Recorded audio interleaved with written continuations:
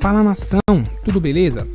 Antes de começar o vídeo, queria só pedir a vocês que curtem o nosso conteúdo, que façam algo bem importante que vai nos ajudar muito, que seria se inscrever em nosso canal, ativar o sino para não perder nenhuma novidade, deixarem um like para o YouTube entender que vocês curtiram o vídeo e querem continuar recebendo conteúdo como esse, e por fim, que vocês comentem também o que vocês acharam. Isso vai contribuir bastante para o crescimento do nosso canal e para a gente continuar trazendo conteúdo de qualidade para vocês. Feito isso, vamos pro... Bora começar o vídeo da parte final, do anúncio da demissão que aconteceu às 2h47 da manhã, ou 46 para ser mais específico. O Flamengo usou suas redes sociais para fazer o comunicado da seguinte maneira, abre aspas. O Clube de Regatas do Flamengo informa que não continuará com o Rogério Ceni à frente do time principal. O clube agradece pelos serviços prestados e deseja sucesso nos próximos desafios. No jogo contra a Chapecoense, a equipe será comandada por Maurício Souza, fecha aspas. É legal contar que a demissão havia sido demitida por volta das 11h30, meia-noite, depois de uma longa reunião no Ninho do Urubu entre o presidente Rodolfo Landim e os homens do departamento de futebol. O Marcos Braz e o Bruno Spindel ainda foram até a casa do Rogério Ceni para fazer o comunicado antes do anúncio oficial. Por isso, a demissão só foi confirmada de forma pública às 2h46 da manhã. Que o Rogério cairia era uma questão de tempo, eu já havia comentado isso com vocês. Havia dito, inclusive, que o Flamengo já havia iniciado conversas ou procura por treinadores. A ideia do presidente era trazer um técnico estrangeiro que demanda mais tempo, então o Flamengo se antecipou. Já que a situação do Rogério Ceni era muito ruim, o Flamengo começou a prospectar nomes. Por que o Rogério Ceni caiu na madrugada de sexta para sábado? Tudo começou na sexta-feira pela manhã com uma matéria publicada pelo UOL. Essa matéria apresentava um relatório do setor de análise de desempenho que tratava Jeromel e Kahneman como zagueiros do esporte. Todo mundo está careca de saber que o Kahneman e o Jeromel são zagueiros do Grêmio.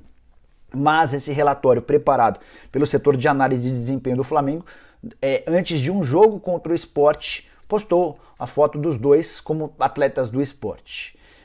Isso pegou muito mal internamente. Por quê?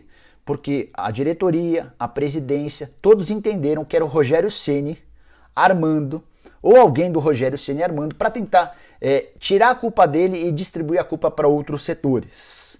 Essa passada de pano que o UOL deu para o Rogério Ceni acabou por detonar a situação do Rogério. O Rogério já estava muito ameaçado, era questão de tempo para cair. Mas a partir desse relatório, tudo, ou da publicação dessa matéria, tudo mudou. Tudo ficou ainda mais quente, mais denso. E para completar, na sexta-feira à tarde, vazou um áudio do analista de desempenho Roberto Drummond, cara que está há bastante tempo lá, super bem avaliado internamente. Ele havia mandado um áudio pro ex-namorado da irmã dele, ou seja, um ex-cunhado. E nesse áudio ele destrói o Rogério Ceni, detona o Rogério Ceni. Diz que o Rogério é uma pessoa ruim, diz que o Rogério ignora nomes sugeridos pelo setor de scout, jogadores interessantes, jogadores bons, ele ignora, possibilidades de contratações de atletas do exterior. E o Drummond chega a contar que o Rogério Ceni havia indicado só 4 jogadores do Fortaleza e queria porque queria esses 4 jogadores. Todo mundo sabe, é o Felipe Alves. Nesse áudio ele conta, o analista, ele conta que um dos outros jogadores pedidos pelo Rogério era do Fortaleza e foi parar no Ceará e outro foi parar no Cuiabá. Pouca gente se atentou a esse fato, mas eu acho legal repercutir isso com vocês.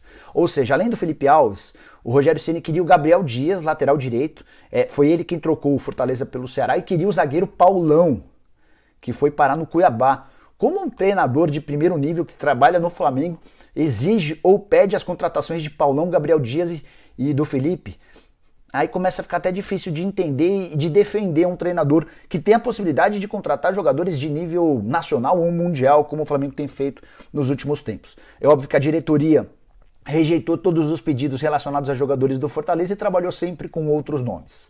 Rogério havia se perdido demais nos últimos tempos com os jogadores. As relações entre treinador e atletas era muito ruim. Nesse áudio também ficou comprovado que a relação do Rogério com membros da comissão técnica que não eram fixos dele, sim profissionais do Flamengo, era péssima. O Rogério maltratava, o Rogério ignorava. Há muitas críticas nesse áudio também ao Charles Rambert, que é o auxiliar técnico fixo dele, que trata-se de uma pessoa boa, mas que não sabe absolutamente nada, que está completamente perdido. Enfim, esse áudio foi o estopim. Aí foi a bomba de vez. Logo de cara, o Drummond foi demitido. Isso 5, 10 minutos depois do vazamento desse áudio, e iniciou-se uma reunião bem longa entre os homens do futebol e o presidente Rodolfo Landim. Alguns dos diretores do Flamengo já queriam a demissão do Rogério Ceni há bastante tempo. Os únicos que ainda tentavam segurar eram o Marcos Braz e o Bruno Spindel, embora a dupla do futebol também já tivesse desistido do Rogério Ceni. A demissão só não havia sido consumada antes porque tem um confronto na próxima quarta-feira contra o Defensa e Justiça, e havia preocupação no Flamengo em caso de eliminação para o Defensa, a culpa ser atribuída à diretoria de futebol e não mais ao Rogério Ceni, perderia-se um grande escudo que é o Rogério. Mas depois de todo esse barulho causado, primeiro pela matéria do UOL, a passada de pano para o Rogério Ceni e depois pelo vazamento desse áudio, não houve como segurar. Rodolfo Landim determinou a demissão, Marcos Braz e o Bruno Spindel foram lá e comunicaram ao Rogério sobre a queda. Treinador contratado em novembro do ano passado, conseguiu o título do Campeonato Brasileiro, o título do Campeonato Carioca e da Supercopa do Brasil. Mas, apesar dos 3 títulos, a avaliação do torcedor era a pior possível. O Flamengo, para os torcedores do Flamengo, só foi campeão pela incapacidade do Internacional, que só precisava de um gol contra o já eliminado Corinthians na última rodada do Brasileiro para ser campeão. O Campeonato Carioca nem serve como referência ou parâmetro, afinal de contas o Flamengo tem uma capacidade de investimento muito maior do que a dos rivais. A Supercopa do Brasil, o Palmeiras foi melhor do que o Flamengo, teve a chance de ganhar no tempo normal, teve a chance de ganhar nos pênaltis, não conseguiu. Enfim, diante de todo esse cenário, optou-se pela demissão do Rogério Ceni. O Maurício Souza treina às 9 da manhã desse sábado o time na preparação para o jogo contra a Chapecoense. E aí na quarta-feira tem o confronto da Libertadores da América, Defensa e Justiça e Flamengo, 9h30 da noite, partida de ida na Argentina. O Flamengo vai trabalhar nos bastidores para tentar contratar um treinador.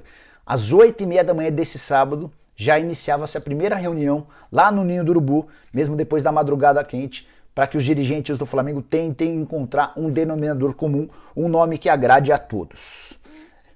Só uma coisa importante, a demissão de Rogério Ceni vai custar ao Flamengo 3 milhões de reais.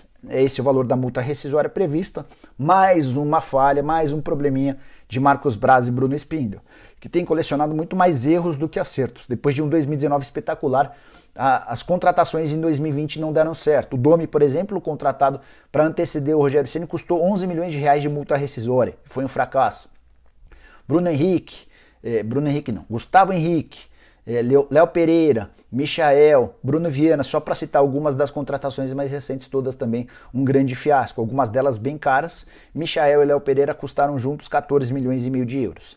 Então o departamento de futebol anda bem queimado e talvez a decisão ou a palavra deles não seja tão importante na escolha do novo treinador.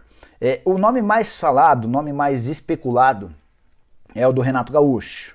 Cara que nunca escondeu o desejo de treinar no Flamengo, está livre no mercado, seria a opção mais fácil. Eventualmente entrando em contato com ele hoje, fechando tudo, você poderia anunciar o Renato ainda ao longo do sábado, para que ele já iniciasse seus trabalhos na segunda-feira e comandasse o time na quarta contra o Defensa e Justiça. Há, porém, um ponto importante.